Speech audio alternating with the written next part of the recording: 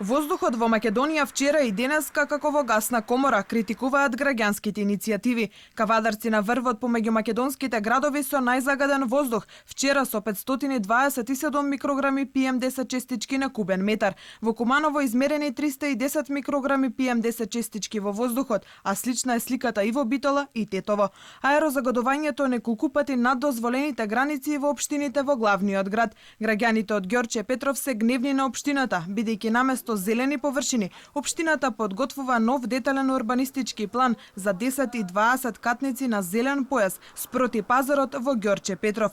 Граѓанската иницијатива против урбанистичкото дивење тврди дека јавната анкета била спроведена тајно од 19 ноември до 2 декември минатата година, како што велат далеку од очите на јавноста, бидејќи ниту еден граѓанин не се изјаснил, а нема ниту поднесено анкетни листови.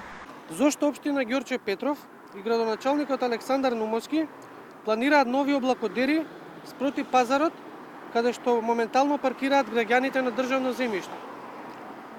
Со овие облакодери нема да има доволно струјење на воздухот од лепенец, со тоа дополнително ќе се зголеми аерозагадувањето во нашата општина. Не е испланирано ниту ново зеленило, нови градинки и училишта, сообраќаен режим и приклучок кон булеварот. Деталниот урбанистички план во Хром, каде што се вцртаа 100 нови згради, деталниот урбанистички план во Дексион, каде што се вцртаа згради со 17 ката и 60 метри висина, како и овој урбанистички план, што дозволува централното јадро на општината да биде градежна зона, укажува на тоа дека урбаната мафија царува во нашата општина.